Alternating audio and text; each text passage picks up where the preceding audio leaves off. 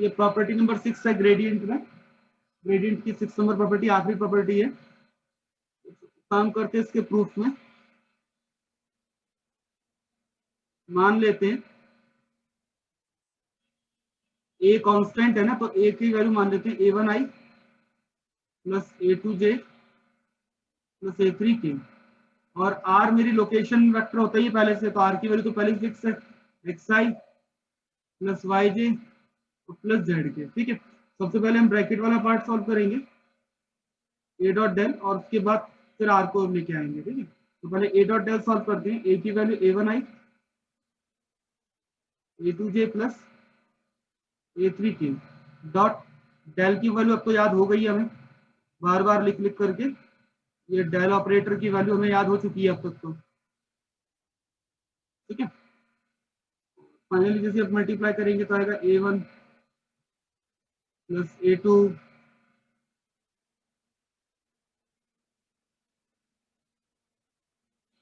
Del over del y plus a3 del over del z। ये तो हो गया हमारा a डॉट डेल, लेकिन हमें a डॉट डेल के साथ r और चाहिए, तो a डॉट डेल ऑपरेटर पे r को अप्लाई करेंगे, तो a1 del upon del x, तो r जैसे अप्लाई करोगे तो यहाँ पे r आ जाएगा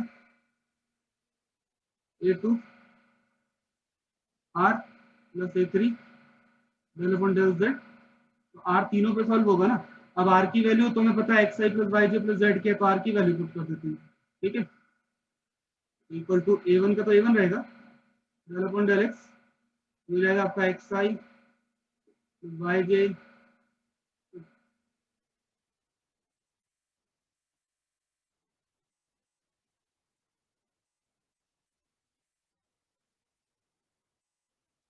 a3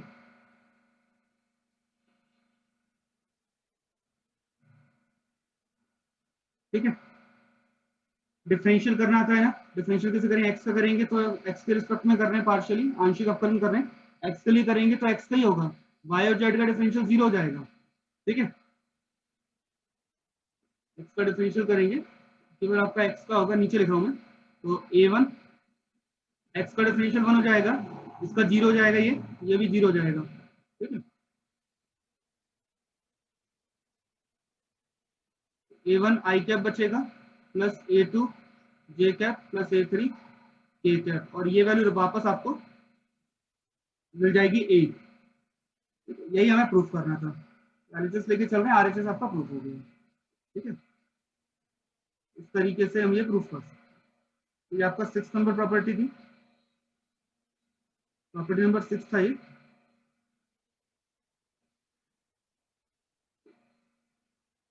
कंप्लीट हो गया है, कुछ हम क्वेश्चन देख लेते हैं। एक क्वेश्चन तो हमने कल कर ही लिया था, आर पावर एन का ग्रेडियंट फाइंड कर लिया था, एक एग्जांपल हम कल कर चुके हैं। चलिए आगे देखते हैं। दूसरा क्वेश्चन है, यदि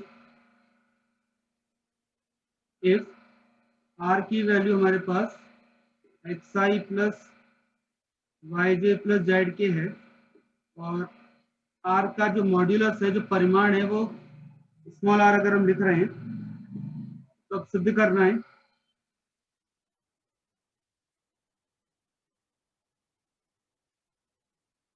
देन प्रूव दैट, क्या प्रूफ करना है हमें, कि del f r cross r, ठीक है, del f r cross r की वैल्यू 0 होती है, ये हमें प्रूफ करना है। ठीक, तो क्रॉस प्रोडक्ट के लिए पहले तो डेल एफ आर निकाल लेते हैं, पहले तो हम डेल एफ आर निकालें, डेल एफ आर की क्या वैल्यू आती है, उसके बाद फिर हम क्रॉस कर लेंगे आर के साथ। पहले एक स्टेप पूरी करते हैं, डेल एफ आर निकालते हैं, फिर आर निकालेंगे। ठीक है, तो पहले तो हमें ये पता है आर जो दिया गया है, एक मिनट, तो सॉल्यूशन देख लेते हैं इसका। पहले तो हम इसमें हमारी आर की वैल्यू है, ये तो हमें दी गई है xi plus yj plus Z के, और कल हमने जो क्वेश्चन किया था वो आपको आपने डिफरेंशियल किया था। ठीक है,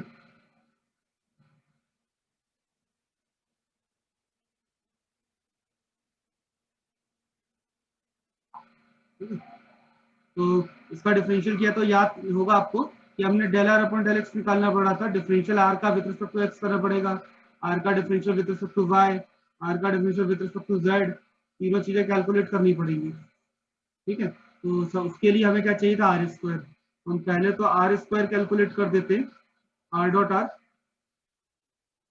आर डॉट आर की वैल्यू क्या होगी, x square plus y square plus z square. सबसे पहले तो हम आर स्क्वायर निकाला।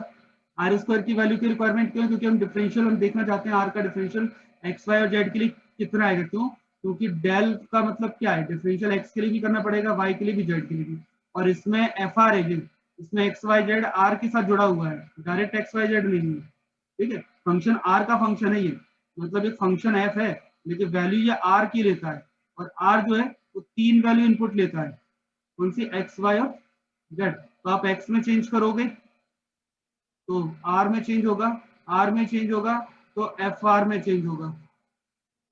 ठीक है, तो इस टाइप का एक चेन बनेगी पूरी। तो आपको डिफरेंशियल एक्स में करना है, तो पहले जैसे आप एक्स में चेंज करोगे आर में चेंज हो जाएगा, आर के साथ फिर एफ आर में भी चेंज होगा, तो आप उसको एफ डैश आर लिखोगे। ठीक है, ऐसे वाई में चेंज करोगे तो फिर आर में चेंज होगा, एफ डैश आर में भी चेंज होगा।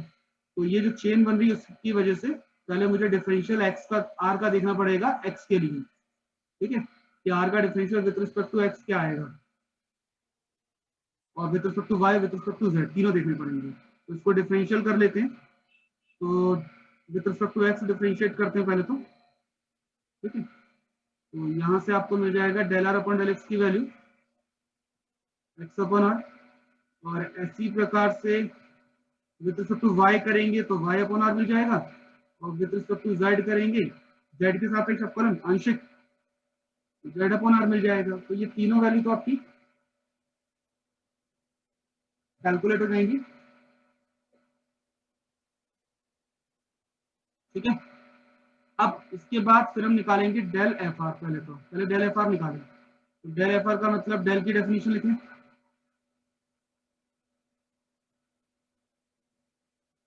ये तो डेल की डेफिनेशन है ना, तो डेल एफ आर, तो del over del x f r j f r plus k cap f r. ठीक है, अब एफ आर का डिफरेंशियल आप करोगे, भाई आप भी जानना चाहते हो कि एफ आर में कितना डिफरेंस आ रहा है जब एक्स में चेंज करते हैं। तो एफ आर का डिफरेंशियल क्या होगा, एफ डैश आर, और आर का दोबारा होगा, चेन बनेगी। हमने देख लिया था पहले ही कि भाई एक्स वाई और जेड ये तीन वैल्यू मिल करके क्या बना रहे हैं, आर। ठीक है, आर जो है, तो तीन वैल्यू जो हमारी, तो तीनों मिलके आर बना रहे हैं, और आर जो है फंक्शन एफ के साथ मिलके क्या बना रहा है, एफ आर। और आपको डिफरेंशियल किसमें बताना है, एफ आर में अवकलन बताना है, एफ आर में डिफरेंशियल बताना है। और चेंज हम किसमें कर रहे हैं, एक्स में चेंज कर रहे हैं। और जब हम एक्स में चेंज करेंगे, और एक्स में चेंज करेंगे तो आर में भी चेंज होगा और एफ आर में भी होगा, तब हमें एफ डैश आर की वैल्यू तब मिलेगी। ठीक है ना, तब जाके हमें एफ डैश आर की वैल्यू पता चलेगी, और यहाँ पे आपका चेन क्रिएट हो जाएगी पूरी प्रॉपर, कि पहले एफ का डिफरेंशियल अपने में नहीं, ठीक है भाई। और आर का डिफरेंशियल होगा विद रिस्पेक्ट टू एक्स। ये पूरी कंप्लीट चेन बन रही है, और डिफरेंशियल का कॉन्सेप्ट अब हम समझ सके बहुत अच्छे से, तो हमें पता है कि अब ये कैसे वर्क करता है। और ये मैंने आपको डायग्राम के हिसाब से ही बता रहा हूँ कि डायग्राम क्या बनता है इसका, ताकि आपको समझ में आ रहा होगा कि ये कितना चेंज करना पड़ता है, कहाँ कहाँ चेंज हो रहा है, कौन सी वैल्यू हम चेंज कर रहे हैं। तो आगे जितनी वैल्यू लगी होगी, भाई एक्स की वैल्यू चेंज की तो उसके पीछे का कुछ चेंज नहीं होगा, उसके आगे जितना भी वैल्यू है सारा कुछ चेंज हो जाएगा, आउटपुट सारे के सारे, है ना। तो del r upon del x की वैल्यू हम कैलकुलेट कर चुके पहले, f dash r x upon r हो जाएगा, j cap f dash r, ये जो वैल्यू आपकी वाई अपॉन आर होगी, plus k cap f dash r z upon. तो ये आपकी वैल्यूज आ गई हैं, बट अभी भी आपको कंप्लीट नहीं हुआ है, क्योंकि हमें प्रूफ क्या करना है, एफ डेल एफ आर में मल्टीप्लाई करना है आर का, वेक्टर आर का। ठीक है, इसका, और तब आपको आंसर बताना है कि जीरो आना चाहिए। अभी तो हमारे पास इतनी वैल्यू आई है बस। ठीक है। तो इन पूरे में से अगर आप ध्यान दें तो इसमें से कुछ कॉमन आ रहा है, एक तो एफ डैश आर कॉमन आ रहा है, दूसरा डिवाइड बाय आर आ रहा है, तो बचेगा क्या एक्स आई प्लस वाई जे प्लस जेड के। एक्स आई प्लस वाई जे प्लस जेड के की वैल्यू क्या हो जाती है, आर है ना। तो एक काम करते हैं, इसको हम फिर आर लिख देते हैं, हम इसे आर ही लिख देते हैं। तो डेल एफ आर की वैल्यू क्या आई हमारी, f dash r upon r और आर वेक्टर, ठीक है, वेक्टर आर आया है। अब एक काम करते हैं, डेल एफ आर, वेक्टर नहीं है आर तो स्केलर ही है ना, और क्रॉस आर। तो जैसे आप क्रॉस आर करेंगे तो वेक्टर का वेक्टर के साथ ही होगा, स्केलर का तो होना नहीं है। आर क्रॉस आर, और आर क्रॉस आर की वैल्यू क्या होती है, 0। ये मालूम है ना भाई, सेम डायरेक्शन में आई क्रॉस आई 0, जे क्रॉस जे 0, एक ही डायरेक्शन में अगर वैल्यू है 0, ए क्रॉस ए ये भी 0, कोई भी वेक्टर हो सेम डायरेक्शन में क्रॉस लगाएंगे तो क्या आएगा, 0 आएगा। ऐसी आर क्रॉस आर की वैल्यू भी 0 हो जाएगी, और यही हमें प्रूफ करना था। तो सिंपल सा प्रूफ था।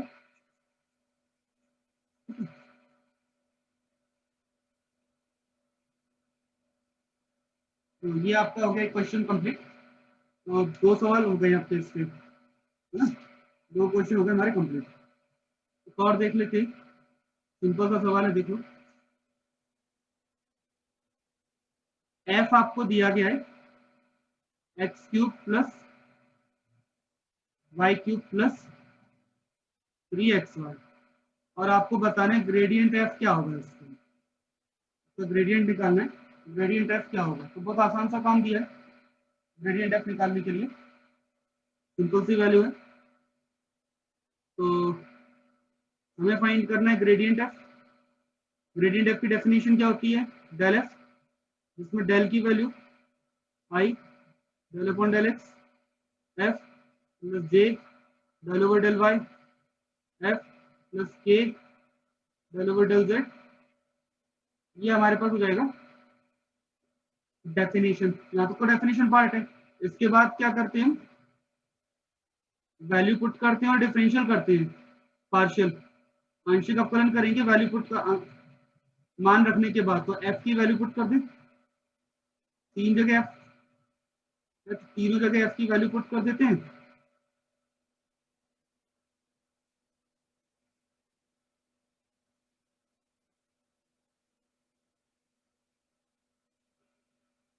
ठीक है, डिफरेंशियल करना आपको आता ही है अच्छे से। तो डिफरेंशियल कैसे करते हैं, एक्स का डिफरेंशियल करेंगे, एक्स के रिस्पेक्ट में डिफरेंशियल करेंगे, कितना आएगा 3x²। वाई का तो होगा नहीं, 0, 3xy का डिफरेंशियल, ये तो कांस्टेंट है, y कांस्टेंट है, x का 1 हो जाएगा, ठीक है। ऐसे प्लस जे कैप, y के लिए करेंगे 0, 3y²,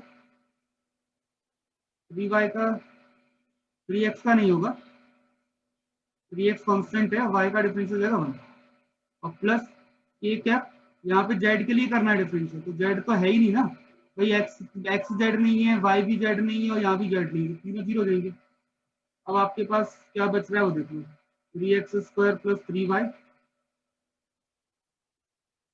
आई cap plus 3y² plus 3x j cap, ठीक है। और ज्यादा हो तो पूरे में से 3 कॉमन ले लो, और बस इसके अलावा कुछ और नहीं कर सकते, है ना। इतना ही हम सॉल्यूशन लिख सकते हैं इसको। ये तो हो गया हमारा ग्रेडियंट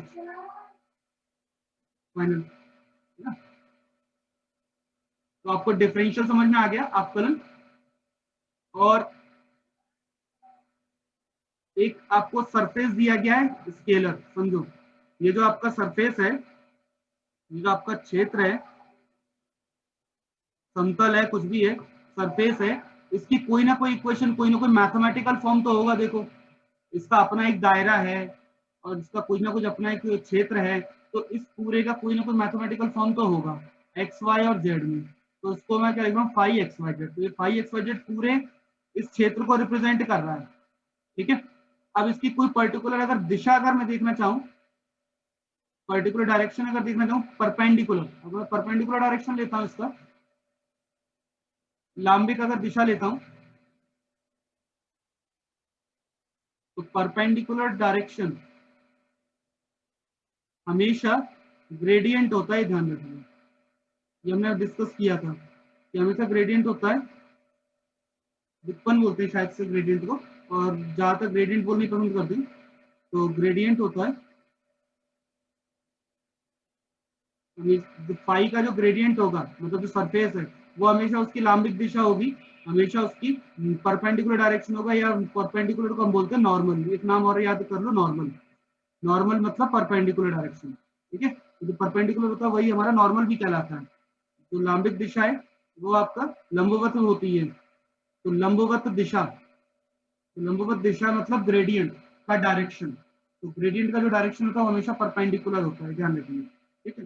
ये तो एक दिशा हो गई, लेकिन अगर उसमें भी मैं परपेंडिकुलर ना बोल के मैं कोई और डायरेक्शन बोलूं, कोई पर्टिकुलर डायरेक्शन बोलूं कि नहीं मुझे परपेंडिकुलर की दिशा नहीं, एक किसी और दिशा में बताओ कि कितना डिफरेंस आएगा, कितना अंतर आएगा, कोई और दिशा, ग्रेडियंट वाली दिशा नहीं। तो उस दिशा में जो डायरेक्शन, उस डायरेक्शन में, ठीक है, उस पर्टिकुलर डायरेक्शन में जो भी अवकलज होगा, जो भी डिफरेंशियल होगा, जो भी डेरिवेटिव होगा, वो हमारा कहलाता है डायरेक्शनल डेरिवेटिव, दिक अवकलज, ठीक है। तो डायरेक्शनल डेरिवेटिव जो है हमारा दिक अवकलज,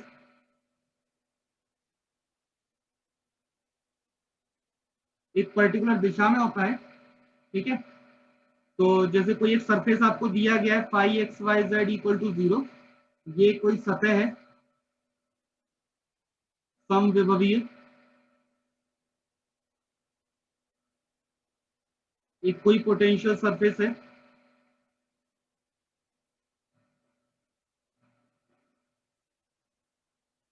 सरफेस कैसा भी सकता है, कोई पोटेंशियल, ठीक है।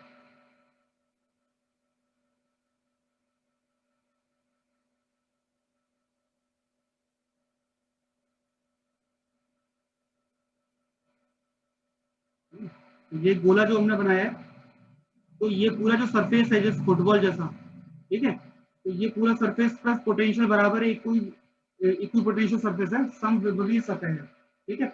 अब इसमें हमने कोई पॉइंट चूज किया, मान लो हमने कोई बिंदु चूज कर लिया इसके अंदर या बाहर, या इसके ऊपर, सतह के ऊपर, सरफेस के ऊपर एक्स वाई जेड, ठीक है।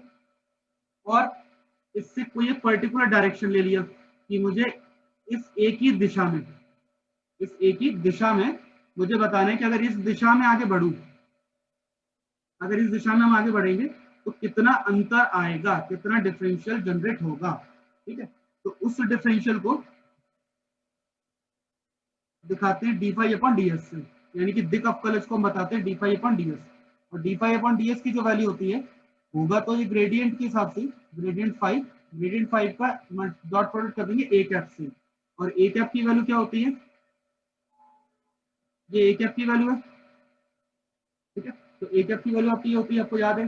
अब ए कैप का डॉट जैसे आप ग्रेडियंट फाइव से करोगे आपको मिल जाएगा d phi upon d S, ठीक है। और जो D phi upon d s की जो वैल्यू है, यही आपका डायरेक्शनल डेरिवेटिव है, यानी कि ए डॉट ग्रेड फाइव।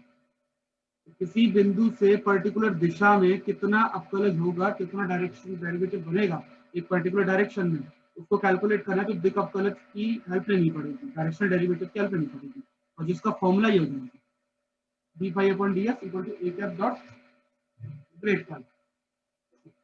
तो सवाल देख लेते हैं, सवाल से आपको समझ में आ जाएगा।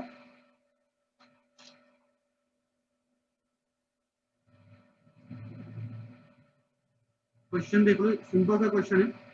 एक आपको सरफेस दिया हुआ है, जो शॉर्ट में सवाल लिख रहा हूँ, सतह जिनकी फाई से दिखाई गई है,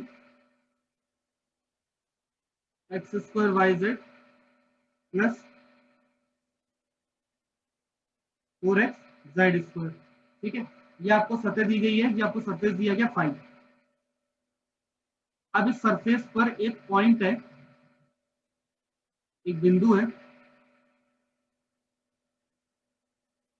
1 -2 -2, ठीक है, एक बिंदु है, पॉइंट है 1 -2 -1 इस सतह पर, ठीक है। तो हमने ये पॉइंट 3 डायमेंशन में चूज किया एक्स वाई जेड के, इसी के अंदर ये सतह बन रहा है, एक सरफेस बन रहा है, उसका शेप कुछ भी होगा, तो शेप तो मतलब नहीं है कि कैसा दिखता है, उसका मतलब नहीं है। अभी हम उसके ऊपर एक पॉइंट चूज कर रहे हैं एक्स वाई और जेड में, कौन सा 1 -2 और 1, 1 -2 तो पीछे की तरफ होगा, 1 ऊपर की तरफ होगा, तो यहाँ पीछे की तरफ को एक पॉइंट बनेगा 1 -2 -1, ठीक है, ये पीछे की तरफ, यहाँ पे अपने को कोई पॉइंट मिल जाएगा 1 -2 -1।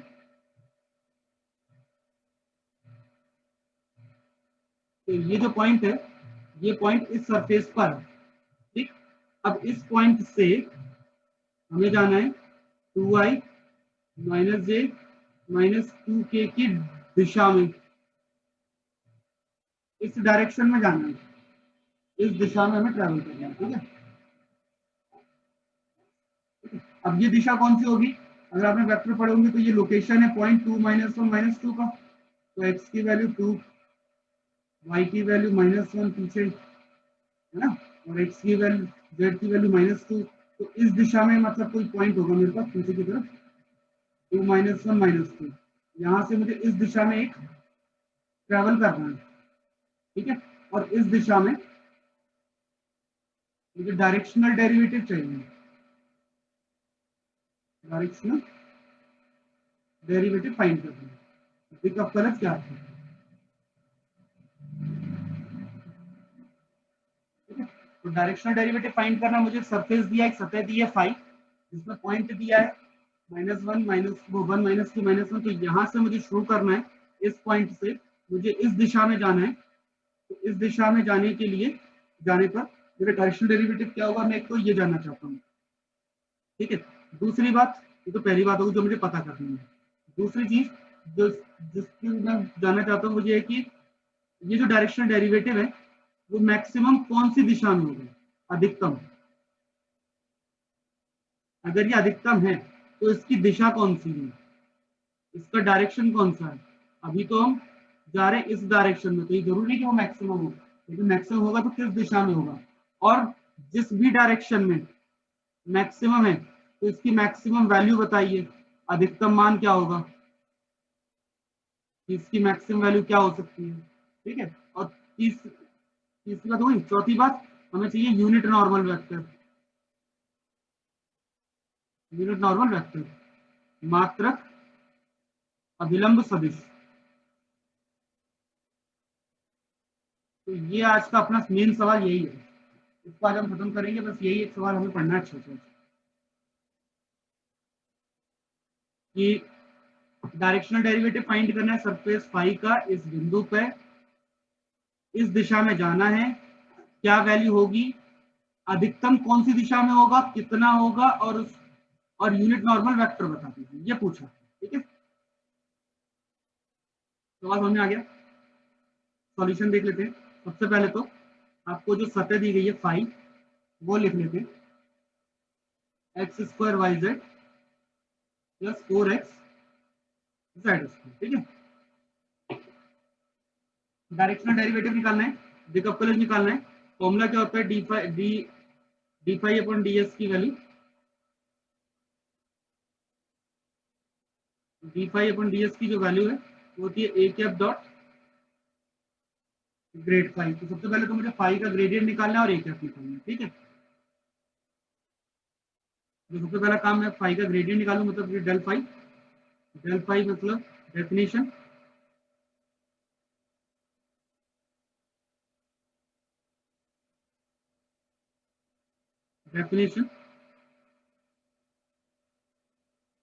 फाई का differential with respect to x करें, डायरेक्ट वैल्यू लिख दूं।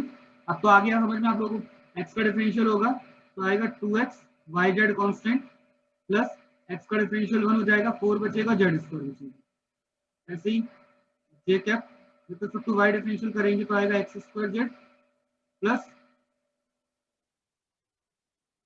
0 k कैप इसमें जेड है तो बचेगा एक्स स्क्वायर वाई और प्लस 8 एक्स जेड। ठीक है,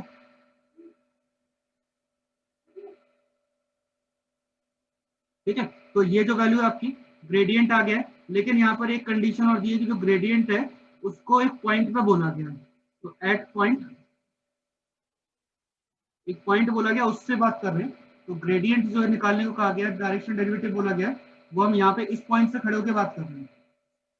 ठीक है, तो इस पॉइंट पर ग्रेडियंट देखना पड़ेगा क्या होगा। तो जैसे वैल्यू पुट करोगे एक्स वाई और जेड की, मतलब 1 -2 -1, एक स्टेप बढ़ा लेना, वैल्यू आप ही लोग पुट कर लेना, ये मैं आपके ऊपर छोड़ रहा हूँ वैल्यू पुट करना। तो ठीक है, और मैं नंबर लिख रहा हूँ डायरेक्टली। तो जैसे वैल्यू पुट करोगे आपको मिलेगा 8i -j -10t।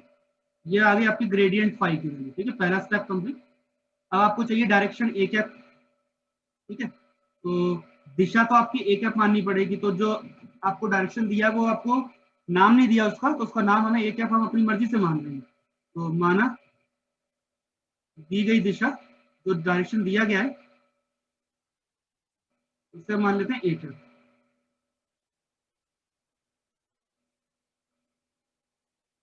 Late given direction भी ए कैप। ठीक है, अब दी गई दिशा अपनी ए कैप है, तो ए कैप की वैल्यू क्या होगी, वेक्टर ए अपॉन मैग्नीट्यूड है। और ए की जो डायरेक्शन आपको दी गई है वो दिए 2i -j -2k।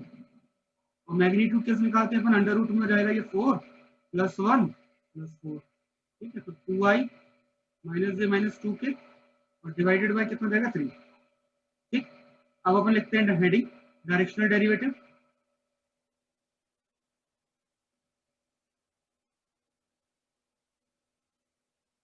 कॉलेज पहला पार्ट तो अपन सॉल्व ये कर ही लिया। ठीक है, तो दोनों वैल्यू कैलकुलेट करनी है। डायरेक्शन भी आपको क्वेश्चन में दिया जाएगा, फाई भी दिया जाएगा। बस आपको ग्रेडियंट निकालना है। कोई पॉइंट दिया है तो पॉइंट रख दिया हमने, नहीं दिया होता तो नहीं रखते, डायरेक्ट बस डॉट प्रोडक्ट कर देते। तो ए की value 2i -j -2k divided by 3 dot 8i -j -10k। Dot product करना तो आता ही है, आई का आई के साथ होगा, जे का जे के साथ मल्टीप्लाई होगा, के का के साथ होगा, डिवाइड बाय 3 रहेगा ही रहेगा।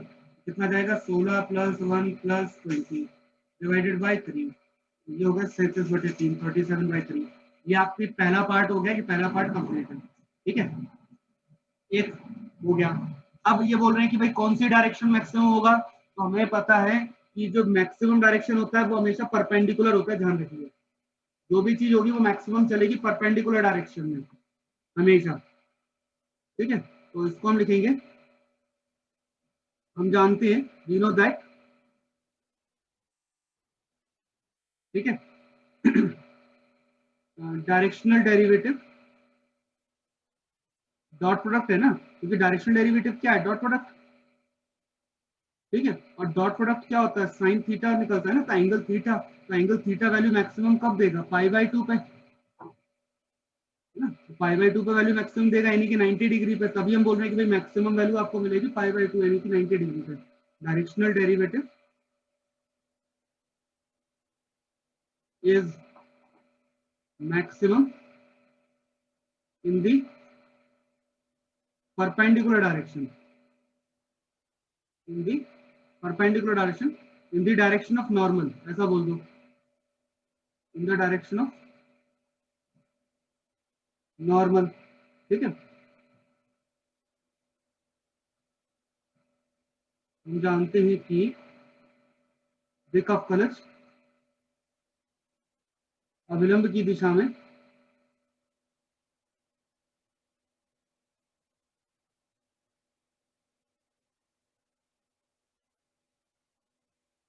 अधिकतम होगा, अभिलंब की दिशा में अधिकतम होगा।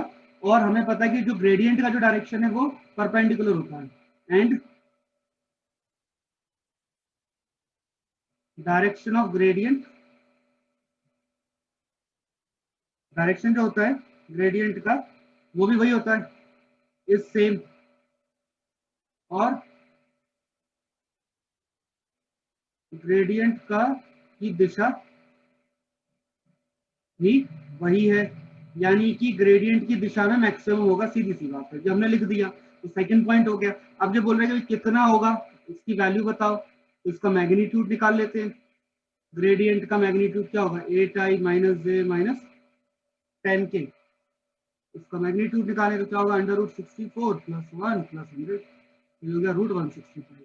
ये तो हो गया मैक्सिमम, ठीक है, मैक्सिमम वैल्यू भी निकाली। अब दूसरा इन्होंने एक आखिरी पॉइंट बोला है, यूनिट नॉर्मल वेक्टर।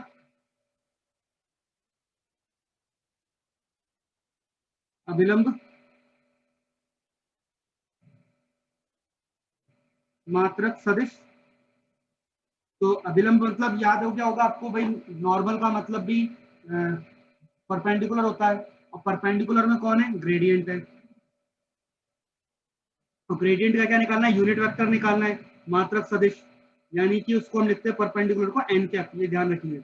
और एन कैप की वैल्यू क्या होगी, ग्रेडियंट की दिशा होगी, तो gradient phi divide by magnitude grad phi, वैसे ही है ए कैप की वैल्यू जो हमने निकाली थी वैसे ही, ठीक है, बस इसको एन कैप का नाम दिया जाएगा। तो परपेंडिकुलर दिशा होती है एन कैप, और ग्रेडियंट फाई क्या है आपका, 8i माइनस जे माइनस 10k, और ये भी कैलकुलेट कर सकते हैं, अंडर रूट अपना हो जाएगा 165। तो इस तरीके से हमारा ये कंप्लीट चारों पोर्शन हो गई, कि अगर कोई सरफेस दिया गया फाई, और इसका मुझे डायरेक्शनल डेरिवेटिव निकालना है, तो मैं ग्रेडियंट निकालूंगा, ग्रेडियंट का डॉट करूंगा ए कैप के साथ। तो एक दिशा दी गई होगी आपको, उसकी दिशा में यूनिट वेक्टर निकालो ए कैप, ये वैल्यू दी जाएगी, ये वैल्यू दी जाएगी, ए कैप कैलकुलेट कर लेंगे। ए कैप और ग्रेडियंट दोनों का करेंगे डॉट, और डॉट प्रोडक्ट की डेफिनेशन हमें पता है, वो कि मैग्नीट्यूड है मैग्नीट्यूड बी साइन थीटा। तो ये मैक्सिमम कब जाएगा, जब साइन थीटा मेरा क्या होगा, 1 मैक्सिमम वैल्यू है। तो कब होगा, जब π/2 होगा। तो ये मैक्सिमम मिलेगा मुझे जब एंगल मेरा π/2 है, यानी कि परपेंडिकुलर है, और इसकी जो दिशा है, जो डायरेक्शन है, वही ग्रेडियंट की डायरेक्शन है, और इसकी मैक्सिमम वैल्यू भी ग्रेडियंट में मिलेगी, जिस डायरेक्शन में मैक्सिमम वही मैक्सिमम देगा। और इस परपेंडिकुलर का unit normal vector n cap लिखा जाता है, इकाई एकांक सदिश, ठीक है, और ग्रेडियंट की दिशा है तो ग्रेडियंट से ही कैलकुलेट होगा। तो इस तरीके से ये हमारा कैलकुलेशन हो जाएगी, ठीक है। तो ये आप लोग सॉल्व कर सकते हैं, दिशा वाले सवाल जितने भी डायरेक्शनल डेरिवेटिव के क्वेश्चन हैं, ये आपको ट्राई करने हैं, सॉल्व करने हैं, ठीक है। उसके बाद फिर हम देख के बता पाएंगे कि आपको क्या आ रहा है क्या नहीं आ रहा है। और एक इसमें क्वेश्चन है बहुत अच्छा सा, वो जरूर कर लेना, कि स्पेस में, आकाश में एक पॉइंट पर, किसी भी बिंदु पर, मान लो हम जिस कमरे में बैठे हुए हैं, जिस भी रूम में आप बैठे हैं, उस रूम का कोई ना कोई टेम्परेचर तो होगा ही। हर एक पॉइंट पर कोई ना कोई टेम्परेचर होगा आपके पॉइंट कमरे का। तो कमरे का हमारे पॉइंट किसमें लिखे जाएंगे, 3 डायमेंशन होते हैं, तो हमें कुछ समझ में आता है, त्रिविमीय आकृति है रूम, तो एक्स वाई जेड में पॉइंट होंगे, और हर एक पॉइंट पर जो भी टेम्परेचर है वो हमने ये निकाला हुआ है कि भाई हर एक पॉइंट का टेम्परेचर ये है, x square plus y square minus z, ठीक है। ये हमारे रूम का टेम्परेचर का फंक्शन है, कि इसमें वैल्यू पुट करो, लोकेशन बताओ, आपको टेम्परेचर बता देगा ये। अब हमारे जो रूम में एक मॉस्किटो या कोई भी मक्खी मच्छर कुछ भी ले लो, मच्छर घूम रहा है कमरे में, और वो उड़ना चाहता है, इस तरीके से उड़ना चाहता है, उस दिशा में उड़ना चाहता है कि उसे बहुत जल्दी से जल्दी हीट मिल जाए, मतलब कमरे के कुछ हिस्से ठंडे होंगे, कुछ हिस्से गर्म होंगे, तो वो जल्दी से इस तरीके से जाना चाहता है कि वो हीटिंग मिले, घूमते घूमते नहीं जाना चाहता, तो डायरेक्ट ऐसा रास्ता लेना चाहता है कि जिस दिशा में मतलब हीटिंग ज्यादा हो। अब हीटिंग ज्यादा होगी, ऑब्वियस बात है कि जिस दिशा में हीटिंग ज्यादा होगी, उस दिशा में अंतर बढ़ता जाएगा, मतलब पहले वैल्यू कम होगी, फिर ज्यादा ज्यादा ज्यादा बढ़ती जाएगी, लेकिन जो जिस दिशा में अंतर ज्यादा होगा, जिसमें डिफरेंस ज्यादा होगा, उस दिशा में उसे उड़ना चाहिए, है ना। तो जिस दिशा में अंतर कम हो, उस दिशा में उड़ के कोई फायदा नहीं, जिस दिशा में ज्यादा अंतर हो, मतलब एक 0 है, फिर 20 है, फिर 30 है, तो 10-10 की अंतर चल रहा है, इस दिशा में जाए वो, या फिर इस दिशा में जाए 0 सीधे 50 और फिर सीधे 100। तो एक पर्टिकुलर दिशा जिसमें उसकी वैल्यू मैक्सिमम चल रही हो, तो हमेशा मैक्सिमम का डायरेक्शन कौन सा होगा, परपेंडिकुलर, और किसकी दिशा होगी, ग्रेडियंट की। ठीक है, तो ग्रेडियंट की दिशा में उसे उड़ना चाहिए हमारे हिसाब से, और ग्रेडियंट की दिशा कौन सी होगी, आपको निकालना पड़ेगा ग्रेडियंट की। ठीक है, ग्रेडियंट निकालना पड़ेगा कि इस दिशा में, ग्रेडियंट की दिशा में उसे उड़ना चाहिए। ठीक है, और ग्रेडियंट की दिशा बता सकते हो, डिफरेंशियल एक्स का करोगे तो क्या आएगा 2xi, y का करोगे तो आएगा 2yj, z का आएगा -2। तो इस दिशा में इसे उड़ना चाहिए। ठीक, और अगर इसमें मान ले कि अब उसकी लोकेशन, मच्छर की लोकेशन मान लो 112 पर है, यहाँ से वो उड़ रहा है, तो इस पॉइंट पर रख के देख लो 112, तो क्या आएगा x2i + 2j - k। अब उसको इस दिशा में उड़ना चाहिए हमारे हिसाब से। ठीक है, तो इस टाइप के सवाल है ये आप करके देखेंगे।